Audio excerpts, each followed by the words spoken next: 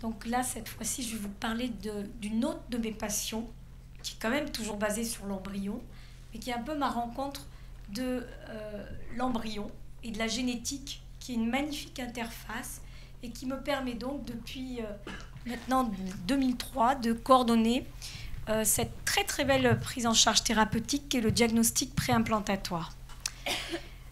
Et puis ensuite, donc, Emmanuelle Vintjou, qui est gynéco-obstétricienne, va vous parler donc du diagnostic prénatal. Alors, voilà comment, d'abord, comment peut-on définir ce qu'est le diagnostic préimplantatoire.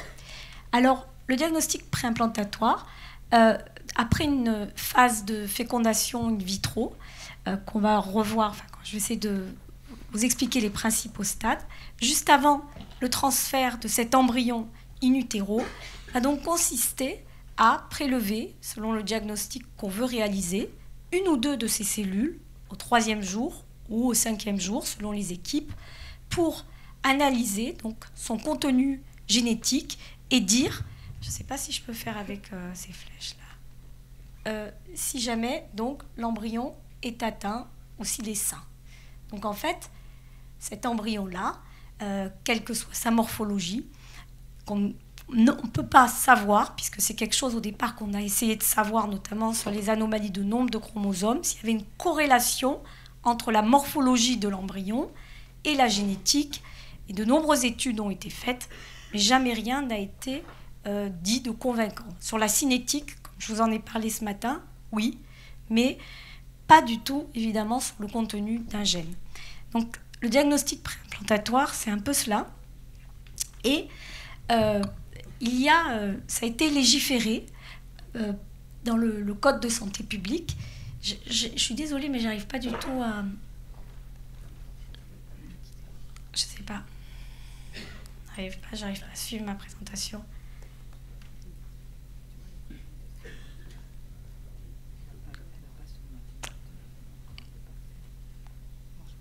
Bon, c'est pas grave, on va se débrouiller comme ça.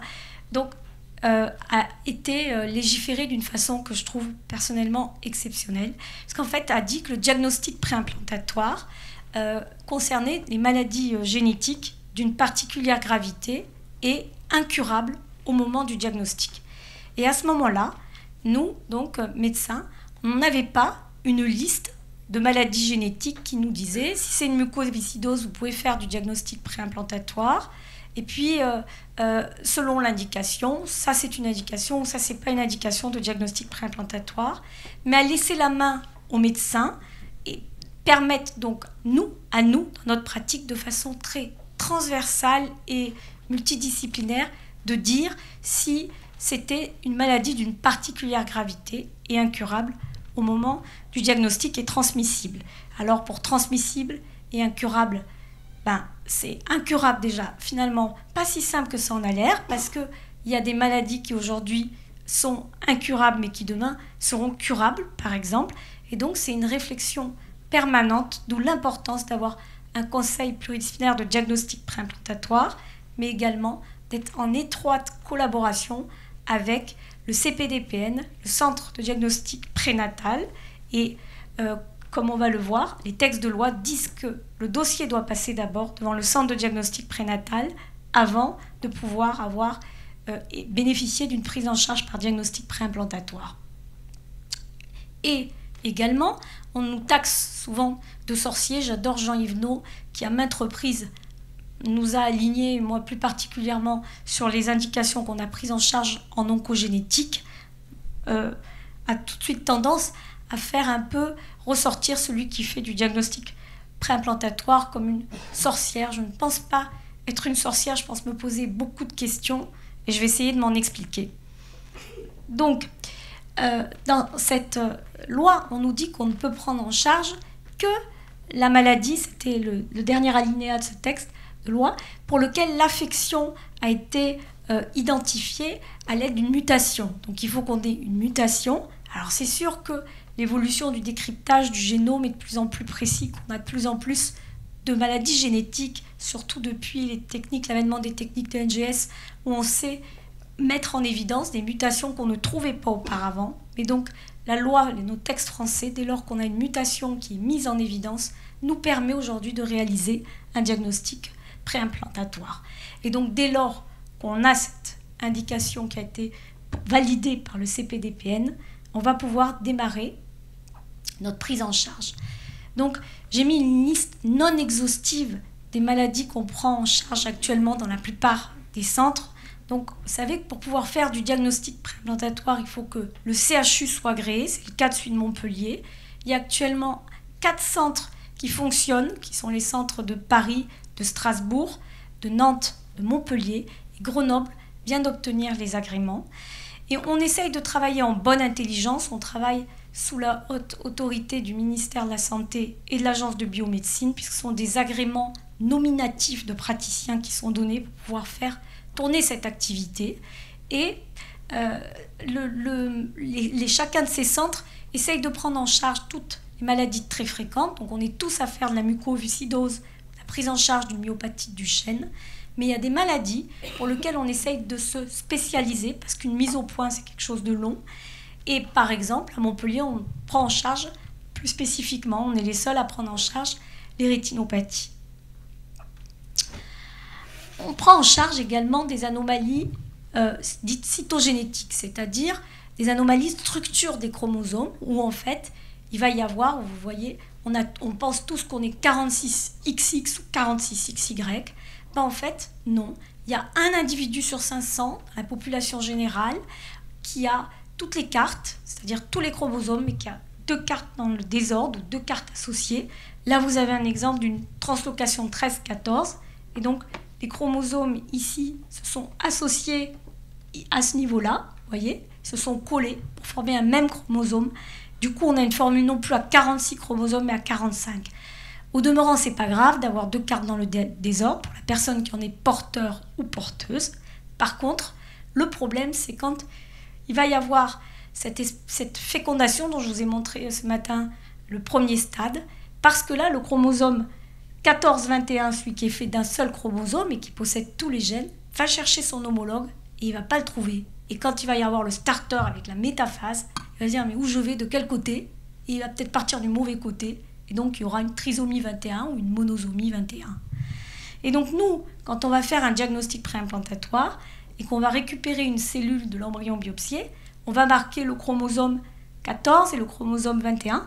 Et là vous voyez sur ce noyau ici, donc en fait c'est un mix qui est préparé à partir du sang des patients et qui est spécifique des chromosomes de chaque patient. Et donc vous voyez 3 signaux rouges qui montrent qu'il y a une trisomie 21, donc que l'embryon est trisomique 21 et qui ne sera donc pas transféré. Et puis l'homme veut toujours continuer à réfléchir et la loi a été ensuite remaniée et il a été rajouté cette partie en vert qui dit qu'en fait on peut également proposer du diagnostic préimplantatoire à des couples dont l'un des ascendants immédiats est porteur et donc pas celui qui va venir faire le diagnostic préimplantatoire lui-même. Donc par exemple, quand ça a été légiféré ça, le législateur pensait d'ores et déjà à une maladie qui est la chorée de Huntington, qui est une maladie neurodégénérative absolument immonde, où le patient meurt ou la patiente dans un état de consomption terrible à 50 ans. Sauf qu'au départ, il naît comme vous et moi. Et il va très bien. Il va très bien jusqu'à ses 30 ans, 35 ans peut-être, et maximum 40. Et ensuite, tout va très vite, puisqu'il commence à avoir ces tremblements choréiques ou des troubles de l'équilibre qui se révèlent extrêmement brutalement.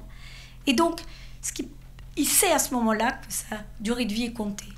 Et le diagnostic préimplantatoire nous permet aujourd'hui de prendre en charge des couples dont l'un des membres, celui qui est porteur de par son père ou par sa mère, d'une chorée de Huntington, de par son père ou par sa mère, sans savoir si lui est atteint ou pas. Alors, ça m'a fait beaucoup réfléchir, j'ai un peu les idées plus claires aujourd'hui. Ce n'est pas l'objet de cette présentation, parce que ça pourrait faire l'objet d'une présentation à part entière, puisque si vous concluez, si vous avez compris ce que j'ai dit, ça veut dire qu'au final, je ne saurais pas si j'ai fait un diagnostic préimplantatoire pour rien ou pas, puisque ni le biologiste, ni le généticien, si vous voulez, ni le patient ne sauront au final, puisqu'on va analyser que la phase saine, si jamais il est porteur de la mutation qui lui aura été transmise par son père ou par sa mère. ce qui lui permettra de concevoir sainement, sereinement, on va dire, mais d'être sûr par contre d'avoir un enfant non atteint de la chorée de Huntington. Là, qu'est-ce qui amène les couples au diagnostic préimplantatoire? Alors, soit c'est quelque chose qui est connu dans la famille. Il y a des modes de transmission verticales, comme les maladies autosomiques dominantes, et puis il y a des maladies liées à l'X. Tous les petits garçons vont être atteints, comme par exemple le X fragile, des maladies autosomiques récessives, donc la mucoviscidose, où les parents ne sont pas porteurs et l'enfant naît et met en évidence la maladie. La pire des maladies, il n'y en a pas d'ailleurs, parce qu'elles sont toutes pures. À chaque fois qu'on en voit une, on se dit et l'autre. La myotrophie spinale infantile, où l'enfant naît, comme vous et moi, et puis sera mort avant l'âge de 1 an, donc d'une autre maladie de type neurodégénératif. Et c'est bouleversant. Il faut savoir que la prise en charge par DPI, dans mon quotidien, je ne consulte qu'un jour par semaine. Je suis totalement vidée à la fin de la journée, mais quand je dis vidée, c'est vidée. Je n'ai plus rien. J'essaie au mieux que je peux, de tout donner de cette prise en charge de couples qui arrivent, qui ont perdu 1 ou 2 enfants, une maladie génétique, ou qui ont eu un enfant lourdement handicapé, comme une myotonie de Steinert, sur un fauteuil, ou qui ont déjà eu 2 3e G, ou qui ont eu X fausse couche spontanée. Bref, c'est des couples qui arrivent avec un long parcours, qui vous parlent beaucoup de mort, alors que vous allez à la vie. Et ça, c'est un vrai paradoxe, ça m'interroge énormément. Donc le couple va être pris en charge, donc, au départ, par le conseil génétique, soit suite à IMG, fausse couche, tout ce que je viens d'être énuméré. Le dossier, l'indication va être validée après conseil génétique par le CPDPN. Et puis après, on va dire, est-ce qu'on peut faire du DPI ou pas? Parce que l'indication, c'est une chose, mais derrière ça, il y a l'envers du décor, c'est-à-dire qu'il faut qu'on puisse le faire. La médecine a fait des progrès qui sont incommensurables. Et vous le savez très bien, on n'est que de la poussière, on n'est que, je ne sais pas si vous croyez en Dieu ou pas, on est bien des petites choses. Et finalement, comme je le dis au couple, j'essaye avec mes petits moyens et mes petits outils de faire ce que je peux. Et c'est loin de pouvoir tout faire. Alors, en fait, le dossier va d'abord avoir ce qu'on appelle faisabilité gynécologique, c'est-à-dire que pour pouvoir avoir un dossier qui soit éligible, il faut bien que je puisse stimuler la patiente. Donc il faut qu'elle ait assez de follicules, il faut que l'homme ait assez de spermatozoïdes. Si l'homme n'a pas de spermatozoïdes, vous savez que l'une des grandes causes d'infertilité, c'est la fertilité masculine, enfin, c'est un tiers féminine, un tiers mixte. Et donc, même si le plus souvent j'ai des patientes fertiles, des fois, par exemple, le X fragile entraîne la naissance de petits garçons avec un retard mental sévère ou de petites filles. Ça dépend du biais de l'inactivation de l'X, c'est un peu plus complexe, je passe. Mais également entraîne chez les femmes une altération de la réserve ovarienne qui est programmée. Au lieu d'avoir un pool de follicules normal qu'on a à la naissance, il est déjà dans les chaussettes. Et à l'âge de 25, 26 ans, 30 ans maximum, il n'y a plus un follicule. Donc ça donne des patientes qu'il faut prendre en charge extrêmement rapidement. Elles arrivent pleines d'espoir et vous leur dites non seulement qu'elles ne peuvent pas faire de DPI, mais qu'en plus, elles seront probablement ménopausées rapidement. Alors bien sûr, vous ne leur dites pas ça comme ça, parce que c'est 2 annonces à la suite très très lourdes. Si vous avez la faisabilité gynéco, vous demandez la faisabilité génétique, c'est-à-dire qu'il va falloir mettre au point ce diagnostic. Certes, c'est encore un tour exceptionnel des progrès de la médecine, mais c'est quand même pas un tour de magie à part entière, comme l'embryon tout seul. Il va falloir mettre au point, donc, les instruments qui vont nous permettre de faire le diagnostic sur l'embryon. Et ça prend quand même entre 2 mois et 6 mois. Parce qu'on peut avoir aussi un vient pour une myotonie de Steinert et l'autre vient pour une translocation réciproque.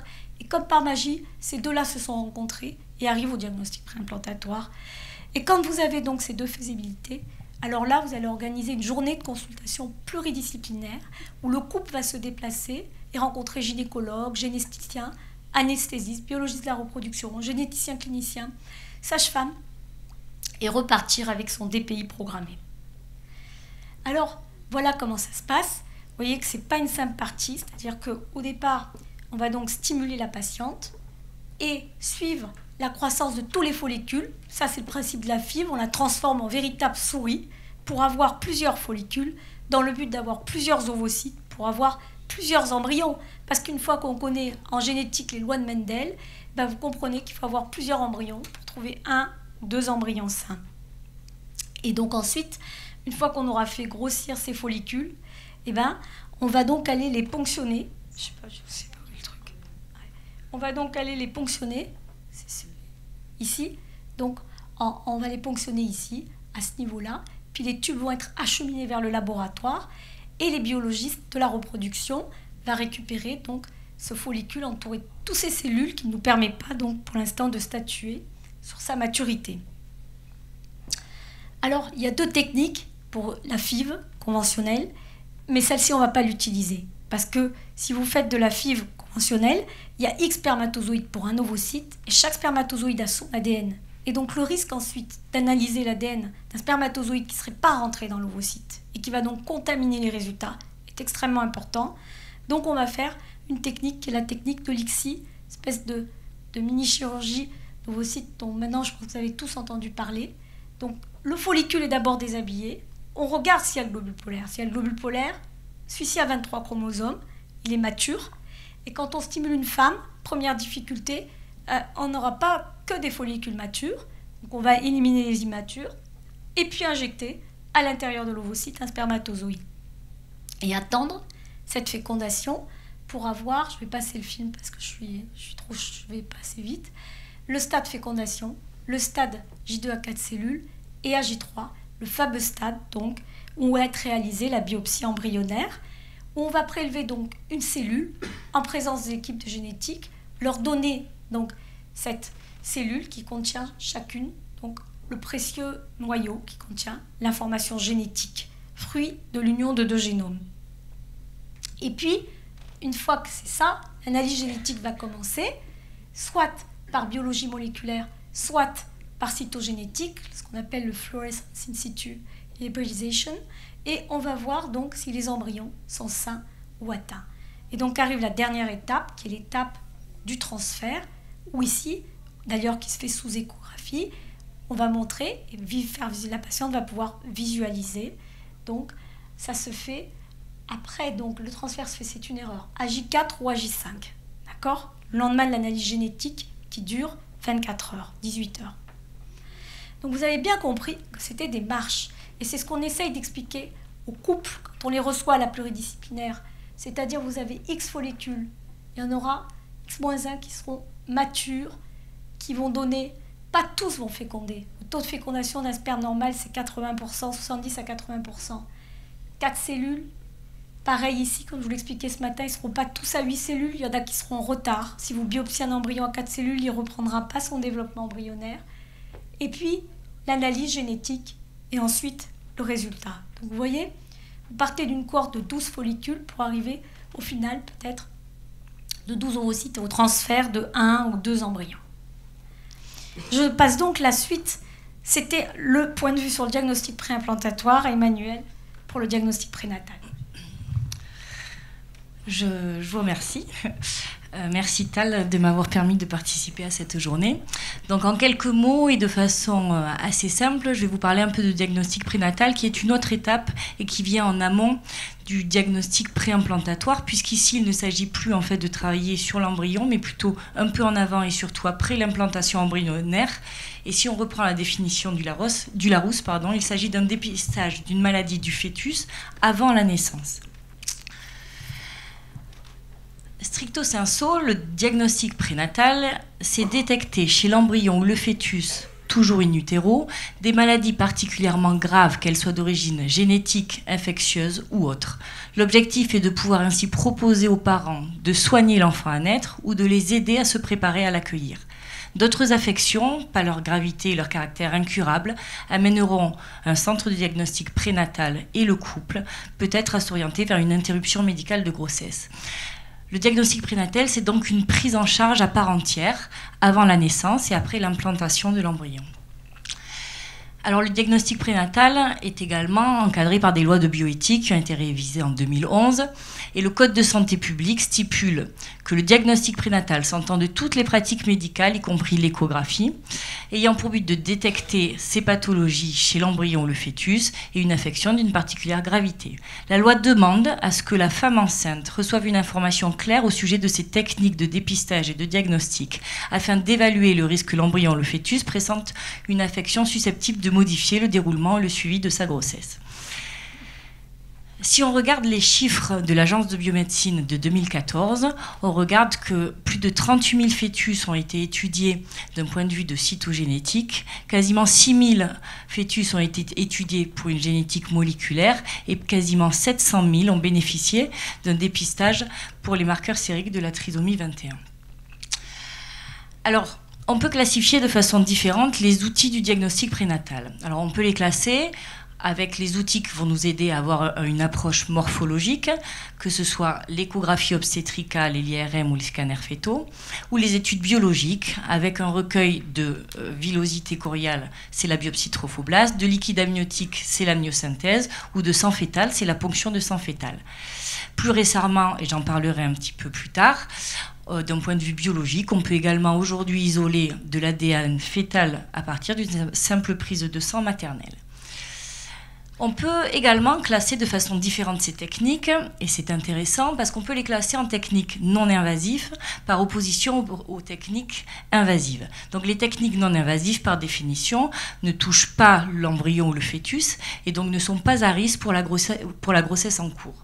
Il s'agit de l'échographie obstétricale. Vous savez peut-être qu'aujourd'hui, ces échographies ne sont pas obligatoires mais sont recommandées aux 3 trimestres de la grossesse chez toute femme enceinte.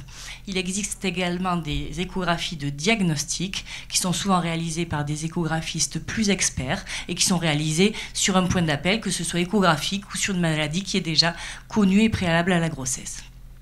Enfin, dans ces techniques non invasives, il existe le diagnostic prénatal non invasif à partir d'une prise de sang maternelle. Je consacrerai la fin du topo à ce DPNI. Et donc, par opposition, il existe les techniques invasives. Les techniques invasives, donc on s'approche de l'embryon, on s'approche du fœtus. Il s'agit de la biopsie trophoblast, de l'amniosynthèse ou de la ponction de sang fœtal.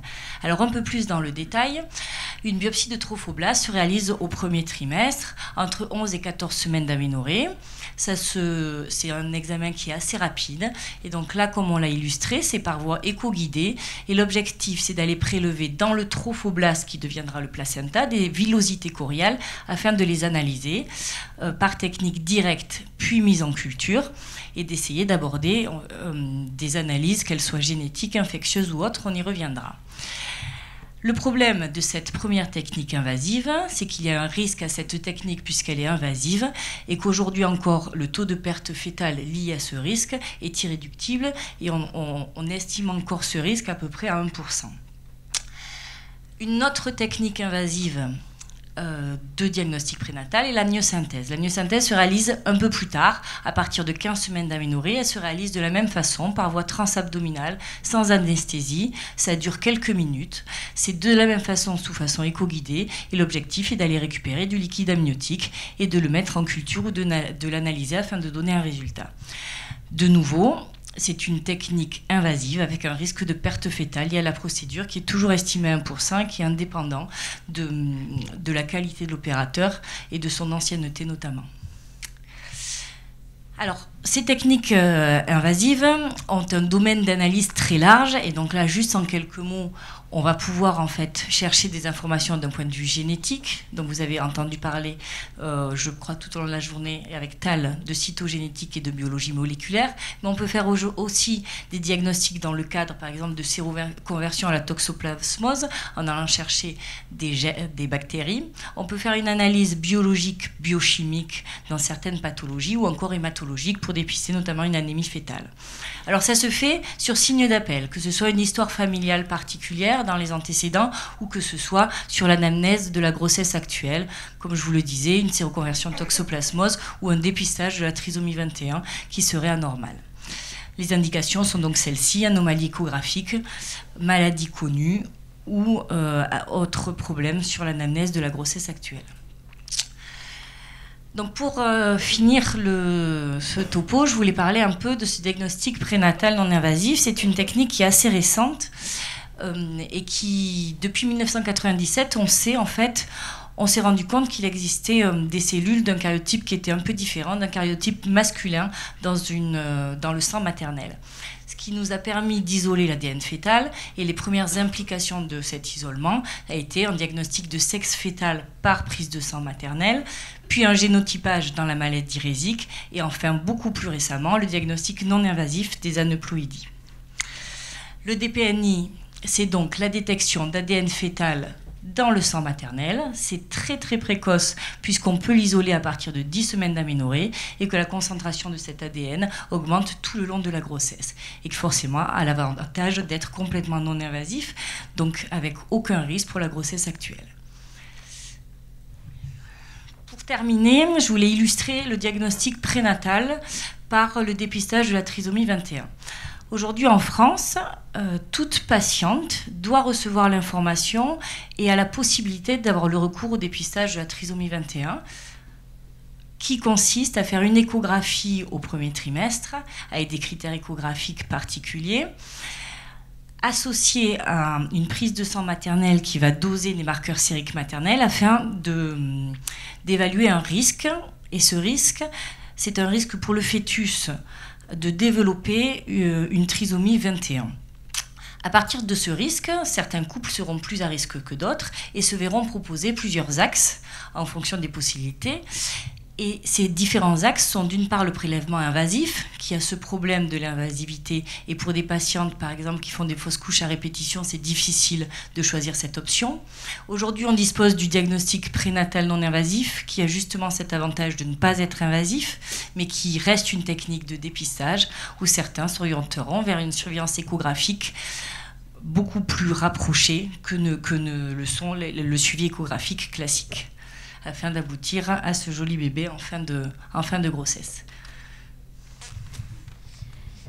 Alors, juste une petite diapositive pas de conclusion, mais plutôt de question, parce qu'en fait, quand vous faites du diagnostic préimplantatoire ou du prénatal, c'est le plus gros de votre activité, vous vous posez somme toute des tonnes de questions. Et les questions qu'on se pose, que je me pose aujourd'hui, c'est pas les mêmes, on peut dire, d'une commune voix avec Emmanuel que celle qu'on se posera demain. Donc, DPN ou DPI, c'est une vraie question. La plupart des indications de DPN sont des indications DPI. L'inverse n'est pas toujours vrai. La Corée de Huntington avec diagnostic d'exclusion que j'ai donné est une indication de DPI mais pas de DPN. Peut-on parler d'eugénisme? C'est une vraie question, ça dépend de la façon dont c'est légiféré. Et il me semble qu'en France, je trouve franchement que les choses sont extrêmement bien faites. Enfin, nous trouvons tous. On travaille au sein d'un groupe de l'agence de biomédecine sur le diagnostic préimplantatoire. On partage l'ensemble de nos dossiers et on réfléchit de façon triannuelle. C'est un lien qui est vraiment important pour nous. L'enfant naît-il dans de meilleures conditions? C'est une vraie question. Je peux donner l'exemple du dit Georges, pour ceux qui le connaissent. C'est quand même, donc, c'est une délétion qui entraîne un certain nombre de symptômes, notamment un retard mental. Alors, Jean-Yves No avait fait dans Le Monde un article où il mettait dans un berceau un enfant qui naissait, qui était normal et qui faisait « mais c'est quoi tous ces fous autour de moi ?» Donc c'est une vraie question de faire naître dans une famille de handicap un enfant qui voit, alors que les deux parents étaient énucléés, par exemple, d'une rétinopathie, qui pose les limites de la prévention alors du handicap. C'est une vraie question. Lucille, là-dessus, Lambert, aura peut-être des réponses. Comment définir les critères du handicap en vue d'une prise en charge par diagnostic préimplantatoire? C'est aussi une question qui m'obsède. Faut-il en poser? Qui doit les poser? Je pourrais continuer. On pourrait continuer longtemps. C'est vraiment une médecine où on a besoin d'être encadré, où on a besoin d'avoir avec nous l'ensemble des philosophes, des juristes et de toute personne humaine de bon sens. Et je suis sûre qu'il y en a plein la salle pour nous aider dans ces questionnements et ces errements quotidiens. Voilà.